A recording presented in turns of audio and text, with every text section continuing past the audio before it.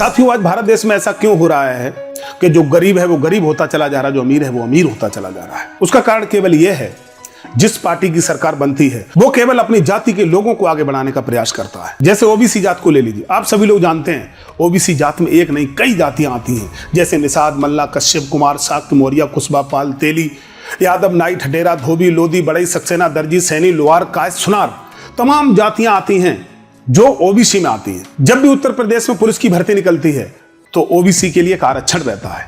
उसमें क्या आप लोगों ने कभी देखा, जो भी जातियां मैंने गिनाई उनमें कोई जाति के लोग भर्ती होते हैं? केवल एक जाति के लोग भर्ती होते हैं। अगर उत्तर प्रदेश में अखिलेश की सरकार है तो आप लोग जानते हैं किसके भर्ती होंगे।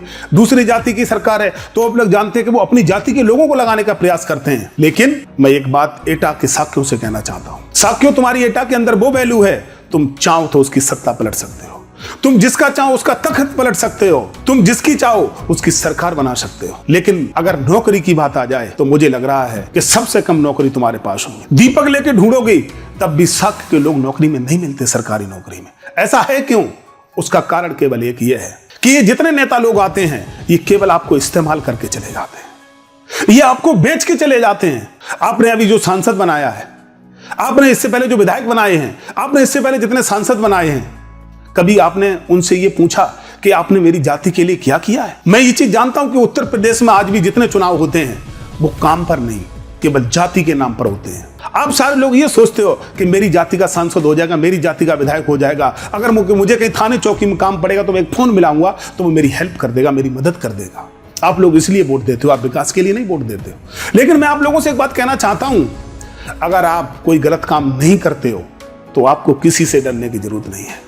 ना आपका कुछ थाना कर सकता, ना आपका चौकी कुछ बिगाड़ सकती है। लेकिन आप अगर गलत काम करोगे तो आपको ना सांसद बचा सकता है, ना आपको विधायक बचा सकता है। इसलिए आप अपने बच्चों को धोखा मत दीजिए। जब भी आपकी जाति का कोई भी सांसद आपके पास वोट मांगने के लिए आता है तो उससे कहिए, हम तुम्हें वोट कैसे दें?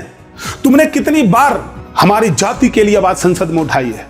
कोई भी विधायक आता उससे पूछो कितनी बार तुमने हमारे लिए विधानसभा में आवाज उठाई है कि साक्य लोगों की नौकरी इतनी मिलनी चाहिए।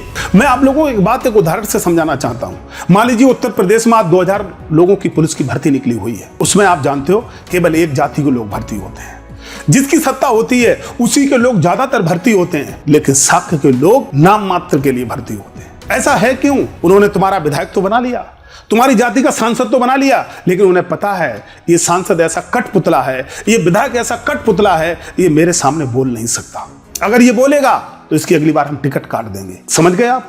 सांसद आपको इस्तेमाल करके चला गया, विधायक आपको इस्तेमाल करके चला गया, लेकिन जब आपको हक दिलाने की जरूरत आई तो वो सांसद अपने मुंह पर टेप लगा लेता है और चुपचाप मंत्री जी के सामने हाथ बांधे खड़ा रहता है, एक असहाय की तरह खड़ा रहता है। उसे लगता है कि अगली बार हमारी टिकट ना कट जाए, इसलिए वो मंत्री के खिलाफ एक शब्द भी नहीं बोल सकता। आगे से जब भी तुम्हारा सांसद और विधायक तुम्हारे पास आए तो उससे एक बार ये कहना कि तूने कितनी बार टेबल ठोक के विधानसभा में बोला है कि साक्य अगर इतनी संख्या में है तो कितने साक्यों को तुमने नौकरी दी है। लेकिन बात फिर ये आती, मैंने भी ये आवाज कई बार उठाई थी तो कई लोगों ने ये कहा कि साक्य पढ़े लिखे नहीं है। तो मैं आप लोगों से कहना चाहता हूं, क्या झाड़ू लगाने के लिए डिग्री लेके झाड़ू लगाना पड़ता है? क्या किसी ऑफिस में चाय बनाने के लिए डिग्री चाहिए? क्या उसके लिए आपको? क्या किसी अधिकारी की गाड़ी चलाने के लिए आपको क्या डिग्री चाहिए, डिप्लोमा चाहिए उसके लिए? नहीं चाहिए।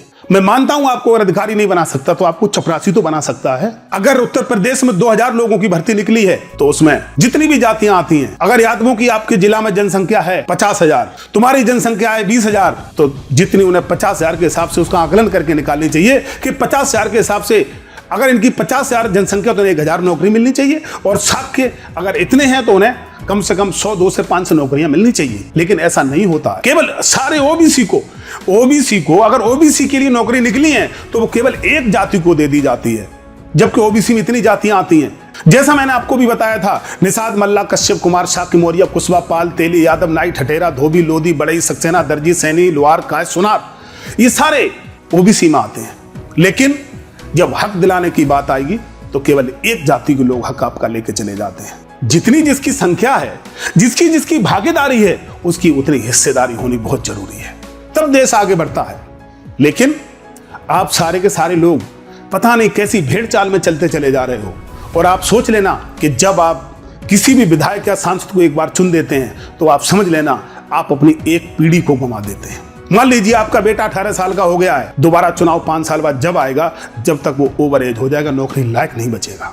इसलिए मेरे भाई बहन, कब तक इनके पीछे भागते रहोगे? अपना सांसद, अपना विधायक ऐसा चुनिए जो सांसद और विधानसभा में जाकर के टेबल ठोक करके इन नेताओं की आंखों में आंखें डाल करके कहे कि हमारे क्षेत्र में इतने साक्ष्य हैं, इतनी नौकरियां मुझे देनी पड़ेंगी, उसे आप चुनिए। मैं बार बार कहता हूं, थाने चौकी के चक्कर में किसी को अपना अमूल्य वोट ना दें।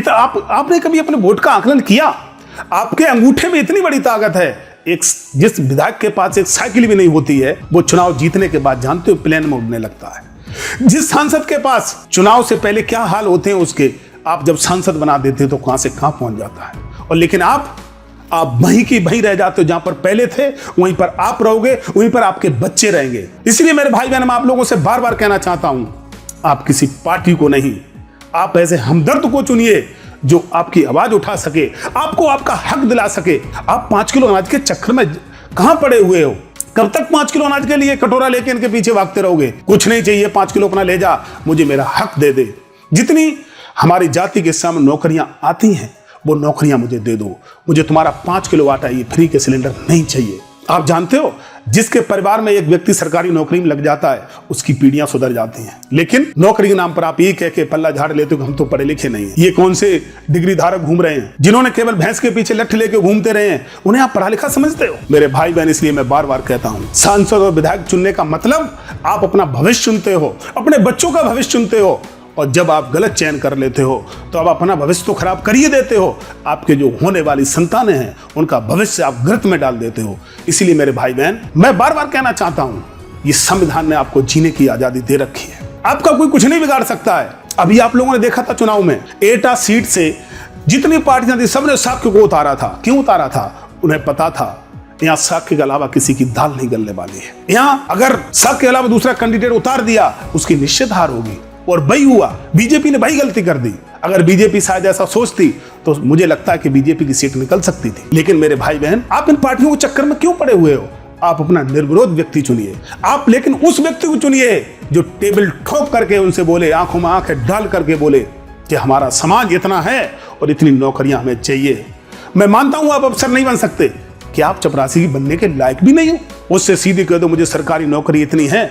आप सभी लोग समझते हैं, जितने भी सरकारी डिपार्टमेंट हैं, वहां पानी पिलाने से लेकर झाड़ू लगाने से लेकर के सीट पर बैठने वाला व्यक्ति होता है। क्या आप उनमें कहीं भी फिट नहीं बैठते हैं?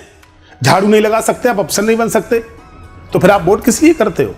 इसलिए मेरे भाई बहन, अपना हक लेना सीखो। और जो भी आपके पास आते हैं, इनसे घबराने की जरूरत नहीं है आपको। सांसद और विधायकों से इनकी आंखों में आंखें डाल करके पूछिए कि तुमने हमारे लिए, हमारी जाति के लिए कितनी बार टेबल ठोक करके कहा है कि इस जाति के लिए आपने क्या किया है। सारी जातियां आगे बढ़ती जा रही हैं और तुम पीछे हटते जा रहे हो। तुम तो केवल 5 किलो अनाज के पीछे भाग रहे हो। मेरे भाई बहन, जाग जाओ, अभी समय है, नहीं तो आने वाली पीढ़ियां आपको अवश्य कोसेंगी।